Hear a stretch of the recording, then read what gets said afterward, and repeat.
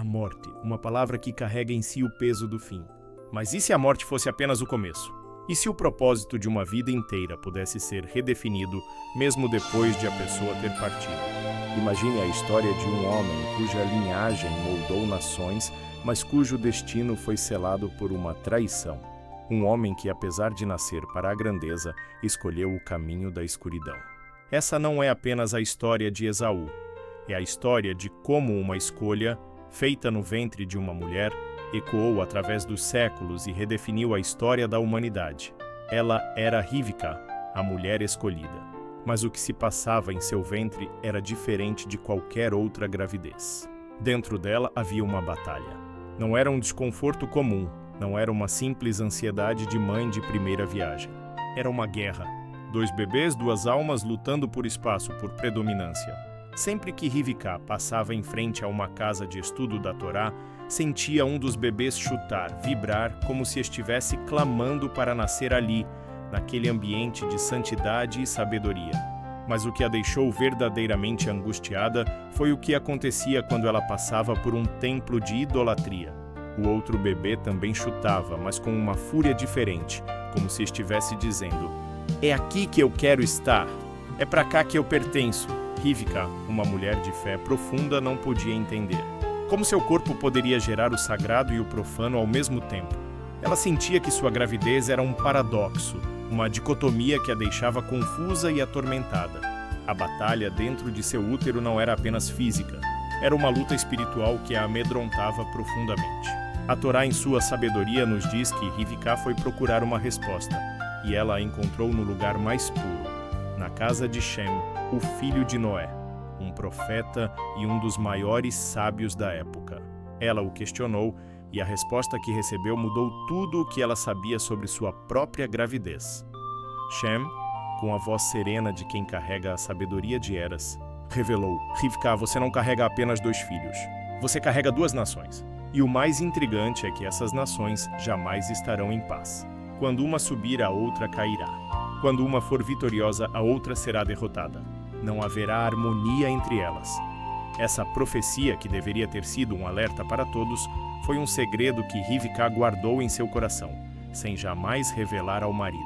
Era um peso que só ela podia carregar, e talvez essa tenha sido sua primeira falha.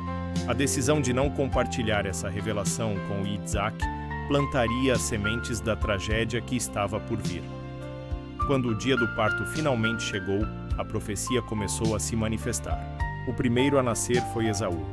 Ele saiu do ventre já pronto, já formado, coberto por uma capa de pelos que o distinguia dos outros bebês. Seu nome, Esaú, em hebraico, Asui, significa feito ou completo. Ele veio ao mundo como um homem e não como um recém-nascido. Essa singularidade, essa aparência já amadurecida, era um sinal da sua natureza. Esaú era um homem de ação, impulsionado pela caça, pela adrenalina do campo. Ele preferia a liberdade da natureza à quietude de uma tenda. Ele era o oposto exato de seu irmão. Yaakov, ou Jacó, nasceu segurando o calcanhar de Esaú, como se quisesse puxá-lo de volta, como se quisesse ser o primeiro. Yaakov era um homem de estudo, um homem de introspecção. Enquanto Esaú caçava animais, Yaakov caçava a sabedoria. Ele passava seus dias nas tendas, dedicado ao aprendizado, à busca por uma conexão mais profunda com o divino. Essa diferença de personalidade moldou a forma como seus pais os viam e os amavam. A Torá nos dá um vislumbre fascinante do relacionamento de Esaú e Jacó com seus pais. Está escrito que Yitzhak amava Esaú porque a caça estava em sua boca. Essa frase é uma revelação. O amor de Yitzhak não era incondicional, mas estava atrelado a algo que Esaú lhe dava. Era o sabor da carne da caça, a habilidade do filho em prover. Mas essa mesma caça era o disfarce de uma mentira. Esaú era um mestre na arte da manipulação. Ele enganava seu pai e fazia Yitzhak acreditar que ele era um homem justo e temente a Deus. Ele se aproveitava da bondade e da cegueira emocional de seu pai. Diz o Midrash que Esaú muitas vezes roubava a caça e depois a apresentava a Yitzhak como um presente de sua habilidade. Ele não só roubava animais, mas roubava a confiança de seu próprio pai. Em total contraste, Rivka amava Yaakov sem qualquer condição. A Torá não diz que ela o amava por causa de algo que ele fazia. Ela simplesmente o amava.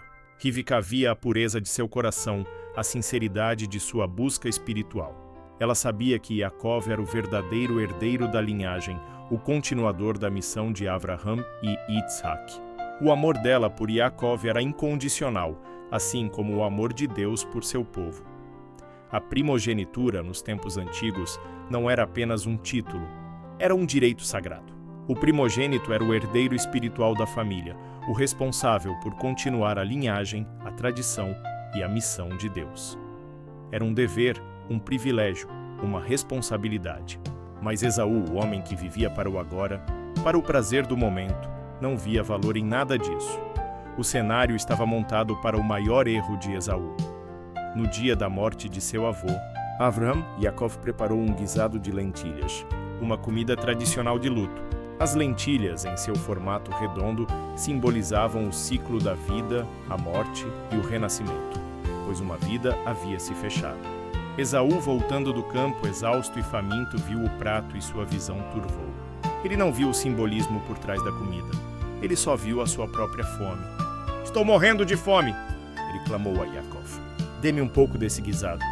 Yaakov, que sabia o valor da primogenitura, viu a oportunidade de cumprir a profecia de sua mãe.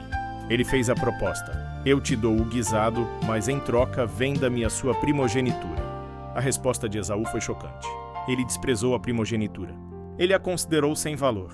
"Do que me adianta ser primogênito se estou morrendo de fome?" Ele questionou como se o prazer momentâneo fosse mais importante que o destino de sua alma. E assim, por um simples prato de lentilhas, Esaú vendeu o que era sagrado. Ele trocou o direito de continuar a linhagem de Avraham e Yitzhak por uma refeição rápida. Ele trocou o eterno pelo efêmero, o espiritual pelo material. E a Torá, em sua clareza, nos diz que Esaú menosprezou a primogenitura. Não foi apenas uma troca, foi um ato de desprezo. A história não termina na venda da primogenitura. O momento mais dramático da saga é a bênção de Yitzhak. Yitzhak, já idoso e cego, queria dar a bênção de Deus a seu primogênito. A Esaú, ele o chamou e pediu que ele caçasse para ele, que lhe trouxesse uma carne saborosa, para que ele pudesse abençoá-lo com a plenitude de sua alma. Rivka, que tinha acompanhado toda a vida de seus filhos e que sabia que Esaú não era digno de tal honra, armou um plano. Ela instruiu Yaakov a se vestir como seu irmão, mas não era apenas uma roupa comum. Era um disfarce e um muito especial. Rivka vestiu Yaakov com as roupas mais preciosas de Esaú. A Torá nos conta que essas roupas haviam pertencido a Adão, o primeiro homem, e que foram roubadas pelo rei Nimrod, o mesmo rei que havia tentado matar Avraham. Esaú, em sua astúcia, havia conseguido roubá-las de Nimrod e as guardava com Rivka, por não confiar sequer em suas próprias esposas. Era a roupa do poder, da caça, da força bruta. Era a roupa que o próprio Esaú usava em suas caçadas. Yaakov, hesitante, questionou o plano de sua mãe, temendo ser amaldiçoado por seu pai. Mas Rivka o tranquilizou e ele seguiu em frente. Ele se vestiu como Esaú, colocou a pele de cabra para simular os pelos do irmão e foi até Yitzhak. A cena é uma das mais emocionantes da Torá. Yitzhak, com sua visão enfraquecida, sentiu a pele e o cheiro das roupas e mesmo com a voz de Yaakov, acreditou que era Esaú. Ele deu a Yaakov a bênção do primogênito, uma bênção de prosperidade, de domínio e de liderança espiritual. Quando Esaú finalmente voltou para casa, a bênção já havia sido entregue. A dor da perda, o arrependimento, a raiva, tudo veio à tona. Ele chorou e implorou por uma bênção para si. Yitzhak finalmente abriu os olhos. Ele percebeu que havia sido enganado, mas ao invés de amaldiçoar Yaakov, ele confirmou a bênção. Ele entendeu que sua escolha inicial estava errada. Yitzhak reconheceu que Yaakov, o homem que valorizava o sagrado, era o verdadeiro herdeiro. E a Esaú ele deu uma bênção de guerra, de luta, de viver da espada. Ele selou o destino das duas nações. A história de Esaú não é apenas a história de um homem que perdeu uma bênção.